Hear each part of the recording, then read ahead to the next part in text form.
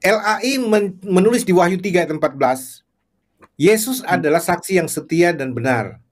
Amin, sang amin. Ciptaan yang pertama dari semua ciptaan. Bayangkan Pak, LAI tulis begitu Pak. Walaupun saya kutip ayat itu Pak, saya tidak mendegradasi ketuhanan dan kealahan Yesus. Yesus tetap the first, Tuhan dan Allah, dan bukan ciptaan dalam pengertian pribadi tertentu yang diciptakan oleh pribadi tertentu. Tidak. Ya, kalau saya selalu berusaha untuk menjelaskan soal kata-kata itu, Pak, dengan menempatkan Yesus pada posisi sebagai Tuhan pencipta, sebagai Allah pencipta, ya satu-satunya, tidak ada yang lain.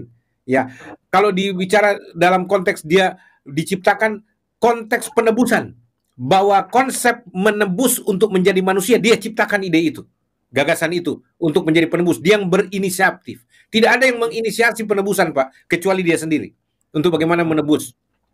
Tapi Pak, kemudian yang diserang saya, publik serang saya, yang tidak, bukan lembaga Alkitab Indonesia yang diserang Pak. Padahal LAI tulis Yesus adalah ciptaan di Wahyu 3 ayat 14. Bayangkan Pak, yang disalahkan saya, tapi LAI tidak disalahkan. Nah sekarang 2023 Pak, LAI mengganti itu Pak, coba. Jadi dihapus kata ciptaan. Itu coba berpikir seperti itu Pak. Bagaimana saya nggak sebel ini? Ya karena LAI yang buat kesalahan, tapi kemudian kita yang jadi korban, para pemberita.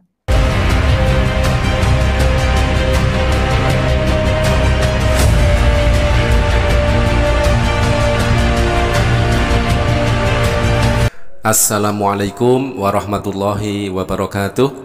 Sahabat beriman, berjumpa kembali di Bintang Mu'alaf Channel. Mudah-mudahan kita semua selalu sehat walafiat di dalam lindungan Allah Subhanahu wa Ta'ala. Salam satu Tuhan, Allahu Akbar. Teman-teman, kesempatan kali ini kita akan mereaction sebuah video datang dari Pastor Joshua Tewu melalui videonya yang diunggah 6 hari yang lalu, yang mana di situ tertulis judulnya adalah Biblikos menggugat LAI. Dan di sini spesifik ada satu ayat yang ditunjukkan oleh Pastor Joshua Tewu, yang mana di situ tertulis Yesus adalah ciptaan. Selama ini yang kita dengar klaim dari para pendeta dan juga semua umat Kristen selalu mengklaim bahwa Yesus adalah sang pencipta. Tetapi blunder terjadi di sini ketika ditunjukkan oleh Pastor Joshua Tewu, LAI di dalam Bibelnya menulis bahwa Yesus ternyata hanyalah ciptaan. Tetapi ketika ayat tersebut diberitakan oleh Pastor Joshua Tewu, justru Pastor Joshua Tewu ini yang diserang. Bukannya LAI yang disalahkan, tetapi para pemberita-pemberita Bibel itu yang diserang oleh umat Kristen sendiri. Dan ironisnya kemudian di dalam cetakan terbaru ayat itu dirubah oleh LAI. Teman-teman, hal inilah yang banyak tidak diketahui oleh umat Kristen sendiri. Kalau kita tidak mengetahui dari Pastor Joshua Tewu ini ya, dan lalu kita viralkan, kemungkinan besar umat Kristen khususnya di Indonesia tidak tahu tentang blunder yang dilakukan oleh LAI tersebut. Teman-teman, mari kita simak videonya. Sekarang ini, karena kita nggak bisa memaksa orang juga gitu loh. Dan yang mau nggak mau yang kita lakukan ya seperti yang Bapak ini yang punya ruang untuk ngomong, ya disitulah kita ngomong gitu. Ya. Kita bicara gitu. Ya, artinya kan kita juga ikut memberikan edukasi Pak kepada publik. Kita memberikan semacam wawasan, ya walaupun kita nggak mengikuti gaya Pak Rocky Gerung misalkan, argumentasi itu harus dipertengkarkan. Ya, baru dia mendapatkan kemurnian dari hal yang kita harapkan. Nah, argumentasi kalau tidak dipertengkarkan, ya itu kata-kata berdoa itu. Ya, tapi kalau misalkan seperti ini, ya contoh nih Pak, kita mau bilang, kan LAI dalam jawaban waktu saya dengar pertanyaannya, ya bahwa, oh kalau begitu TB1 ditarik dong. Ada yang bertanya begitu kepada Pak Chen dengan kawan-kawan. Mereka bilang, oh nggak perlu, TB1 tetap jalan, TB2 juga ya tetap bisa dipakai untuk ya ini. Terus TB1 dan TB2 aja bertentangan coba, Pak Halawa. Misalkan contoh, selama ini puluhan tahun Pak, kita mengkhotbahkan tentang 2 anak yang disuruh bapaknya, ya. Yang pertama, waktu sebelum diganti oleh TB2 ini Pak, yang kita tahu yang kepala batu nih, yang keras kepala, pembangkang adalah anak sulung Pak. Ya, dia bilang iya sama bapaknya, tapi dia tidak lakukan. Tapi anak bungsu, dia mengatakan tidak mau, tapi dia lakukan. Ternyata Pak dibalik sekarang Pak, TB2 bilang yang taat justru anak bungsu, yang sulung itu yang berontak. Ya, yang tidak taat itu anak sulung, anak bungsu yang anak sulung yang taat, anak bungsu yang berontak, Pak. Nah, Jadi selama ini kita khotbahkan Pak Halawa, tahu nggak? Selama ini kita khotbahkan Pak, terbalik jadinya. Jadi kacau. Waduh. TB1 dan TB2 bertentangan, tetapi pihak LAI tidak mau menarik TB1 yang notabene sudah direvisi ke TB2 tersebut ya. Yang terdapat kesalahan tersebut tidak ditarik dari peredaran oleh pihak LAI. Nah, semisal Pastor Joshua Tewu yang kritis seperti ini ya, maklumlah karena memang itu adalah bidangnya. Lain halnya dengan jemaat gereja yang awam. Mereka tentu akan kebingungan ketika menemukan pertentangan antara TB1 dan TB2 tersebut. Lalu jelas itu dikatakan kacau oleh Pastor Joshua Tewu. Bahkan mau sama anak-anak muda, kadang-kadang pikir kita ke keluarga-keluarga melayani, ada anak sulung, ada ibu-ibu cerita, anak saya yang tua begini Pak. Oh, kayak di Alkitab ya.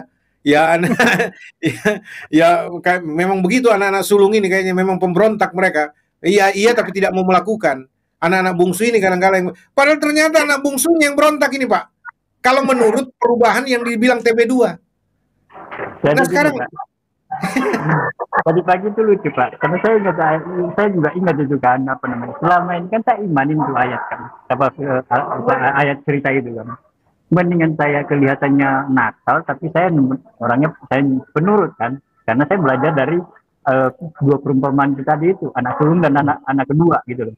Jadi tadi itu saya ketawa gitu kan, lu selama ini saya imanin hal semacam ini, tahu-taunya dirubah lagi nih. Hal semacam itu. Nah, iya.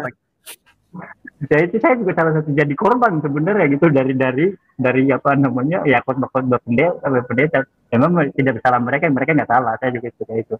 Sebenarnya lucunya gini Pak, saya dari direnungkan itu gitu Pak ya. Sebenarnya saya dapat sesuatu dari situ. Makanya sesuatu hal yang kita imanin, tapi itu bukan perkataan Tuhan, itu bisa sehingga terjadi dalam hidup kita. Makanya saya renungkan, bisa jadi selama ini kita mengimani sesuatu hal yang bukan perkataan Tuhan, sampai hari ini kita tidak dapatkan. Karena memang itu tidak bisa digenapi Tuhan, karena itu Tuhan tidak pernah menyampaikannya. Nah, siapa yang bertanggung jawab dengan hal itu? Teman-teman, di sini kita bisa melihat ya, sebuah percakapan antara Pastor Joshua Tewu dengan Pendeta Halawa, yang mana Pendeta Halawa juga mengakui selama ini yang kita imani ternyata telah dirubah. Nah, hal tersebutlah yang membuat keimanan dari pendeta itu terguncang. Keimanan dari seorang pendeta terguncang, apalagi keimanan dari para jemaat-jemaat biasa. Pertanyaan dari Pendeta Halawa yang mungkin tidak akan terjawab sampai kapanpun adalah, siapakah yang bertanggung jawab dengan hal ini? Nah, mungkin kalau ada umat Kristen silahkan bantu jawab pertanyaan dari Pendeta Halawa tersebut. Aduh, ngeri Pak. Nah itu yang saya makanya gini Pak, makanya ini jangan dianggap sepele gitu hal semacam ini. Ayo buka diri gitu. Coba kan, selama ini udah banyak orang melakukan berdoa gitu kan, melakukan mujizat misalnya, atau berharap mujizat. Tahu-taunya yang dia imanin itu salah, firman yang dia imanin itu salah, bukan perkataan dulu. Nah itu bagaimana itu? Nah, selama ini yang kita imani itu adalah salah karena merupakan bukan perkataan Tuhan. Lalu bagaimana itu? Itu kan korban itu. Betul. Ini contoh Pak Halawa barangkali pernah dengar tentang saya, bagaimana kiprah saya misalkan. Ya, jadi ini contoh. LAI menulis di Wahyu 3 ayat 14, Yesus adalah saksi yang setia dan benar. Amin, sang amin. Ciptaan yang pertama dari semua ciptaan. Bayangkan Pak, LAI tulis begitu Pak. Walaupun saya kutip ayat itu Pak, saya tidak mendegradasi ketuhanan dan kealahan Yesus. Yesus tetap the first. Tuhan dan Allah, dan bukan ciptaan dalam pengertian pribadi tertentu yang diciptakan oleh pribadi tertentu. Tidak. Ya. Kalau saya selalu berusaha untuk menjelaskan soal kata-kata itu, Pak, dengan menempatkan Yesus pada posisi sebagai Tuhan pencipta, sebagai Allah pencipta, ya, satu-satunya, tidak ada yang lain. Ya, kalau dibicara dalam konteks dia diciptakan, konteks penebusan, bahwa konsep menebus untuk menjadi manusia, dia ciptakan ide itu, gagasan itu untuk menjadi penebus. Dia yang berinisiatif. Tidak ada yang menginisiasi penebusan, Pak, kecuali dia sendiri untuk bagaimana menebus. Tapi, Pak, kemudian yang diserang saya, publik serang saya, yang tidak, bukan lembaga Alkitab Indonesia yang diserang, Pak. Padahal LAI tulis Yesus adalah ciptaan di Wahyu 3 ayat 14. Bayangkan, Pak, yang disalahkan saya, tapi LAI tidak disalahkan. Nah, sekarang 2023, Pak, LAI mengganti itu, Pak. Coba. Jadi dihapus kata ciptaan. Itu coba berpikir seperti itu, Pak. Bagaimana saya nggak sebel ini? Ya, karena LAI yang buat kesalahan, tapi kemudian kita yang jadi korban, para pemberita.